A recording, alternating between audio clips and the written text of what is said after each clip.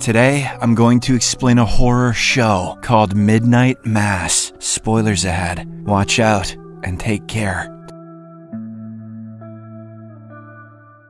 The story opens with a montage of scenes from the unfortunate life of a young man named Riley Flynn. The first scene shows a sight of a destructive road accident as Riley watches the results of his drunk driving. He has caused a traffic accident that resulted in the death of a young woman named Tara Beth. Her lifeless body lies nearby, with shards of glass all over her face. As the paramedics approach the stunned Riley, he begins to pray. The scene then quickly shifts to a courthouse where Riley is sentenced to prison for 4 to 10 years. He is also ordered to pay the victim's family a sum of $104,000. Why the extra 4? Years of his hard work and savings vanish overnight due to his decision to drive drunk. He is consumed with guilt for ending the life of the young girl, and that his promising future is now ruined by his own hands. Ever since that day, Riley has never had a good night's sleep. Every night, as he lays with his eyes wide open on his bed, he sees the image of Tara Beth. Her face is always covered in shards of glass, exactly like the day of the accident. 4 years later, Riley is finally released on parole. His promising career in Chicago as an investment banker is now down the drain. I thought they were all criminals, though. He has nowhere to go but to his hometown of Crockett Island. Riley's mother, Annie, is overjoyed to hear of her son's release, knowing that their family of 4 can finally be reunited. His father, Ed, however, deeply disapproves of his older child's wrongdoings. One day before the release, his younger brother, Warren, informs their mother that he is going to hang out with his classmates. They have arranged to meet at the town's dock where a crew member who sells them cigarettes is waiting. Meanwhile, on the same island, a mysterious man with a giant trunk arrives on one of the 2 daily boats from the mainland. When the man gets to a house, he enters and drags the trunk in after him. He kneels next to it, bangs on the trunk twice, and whatever is inside bangs back. Later that evening, Warren and his 2 friends, Allie and Josh, ride a boat to a nearby deserted island. This strange place is filled with cats, and everywhere they turn, the boys can hear eerie cat cries.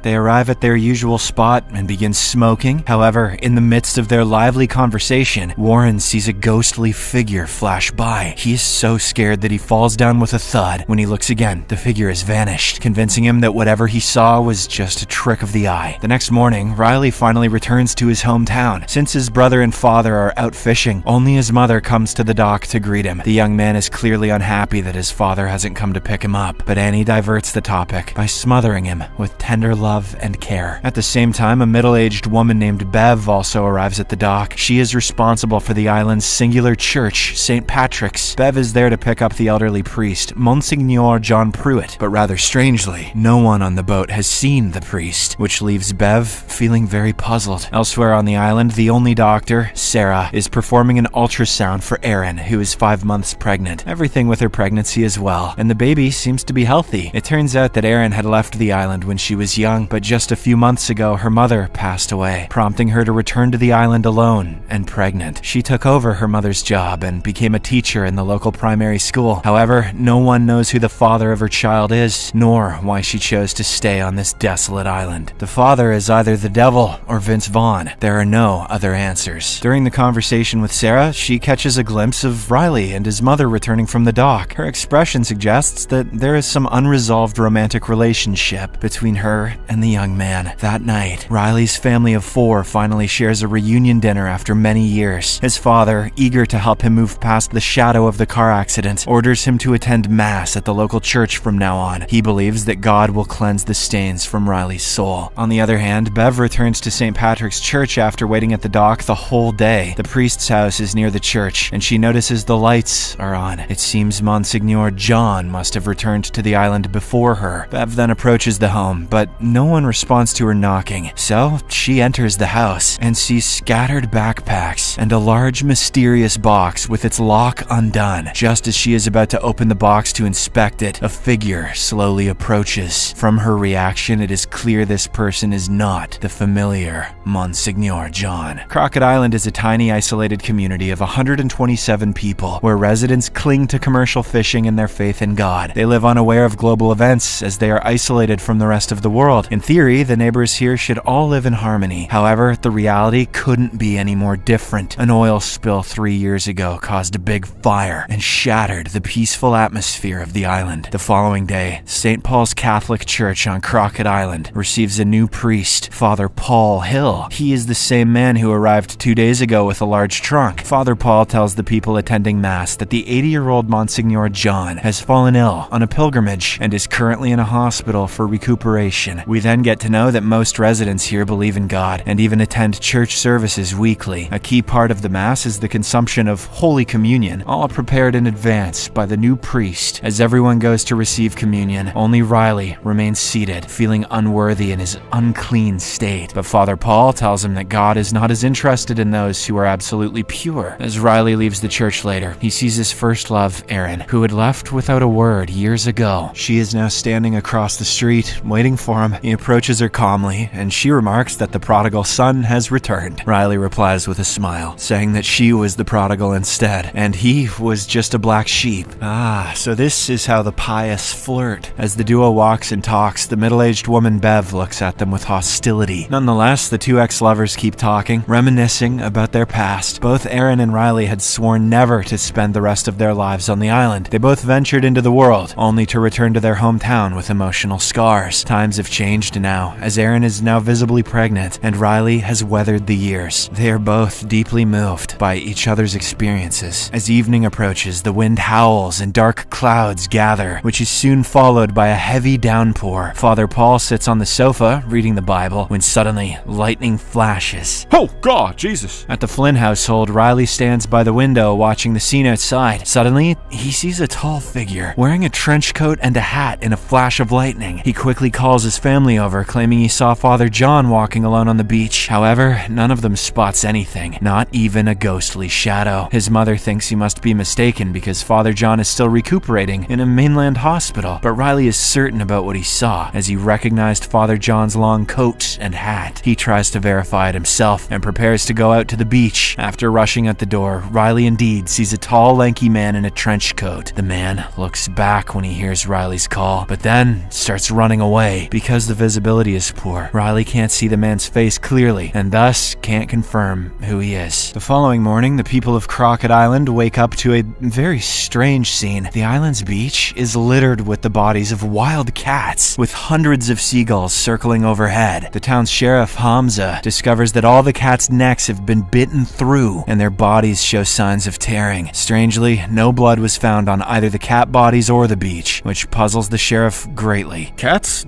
don't have blood? The mayor, however, doesn't seem to care much and suggests it may have been the work of small sharks or ospreys. Thus, they decide to burn the corpses in order to contain any disease they might be carrying. Shortly afterwards, Riley tells the mayor and some others about seeing Father John the previous night, but no one believes him, and Riley begins to doubt himself. It turns out Father John is still in a mainland hospital and couldn't possibly have left at night. That afternoon, only 3 people attend the church mass, besides Riley's mother and an old lady. A young girl named Lisa, who is paralyzed in both legs, is present. All 3 drink the holy wine and eat the holy bread. After the mass, the kind and friendly Father Paul chats and laughs with the girl Lisa all the way. It is evident that the young girl likes the new priest. However, when Lisa sees a bearded old man named Joe Cooley nearby, her expression instantly becomes blank. Joe also leaves hurriedly with his dog and looks embarrassed. It is clear that there is some past issue between the two. After parting ways, Father Paul pays a visit to Dr. Sarah's home. He had learned that Sarah's elderly mother suffered from Alzheimer's disease and was unable to attend Mass. So, he has taken the initiative to offer private service for the 80-year-old lady. He then proceeds to conduct the Mass personally, feeding her the holy bread and giving her the holy wine. That evening, when Annie is mending clothes, she accidentally pricks her finger. She screams in pain.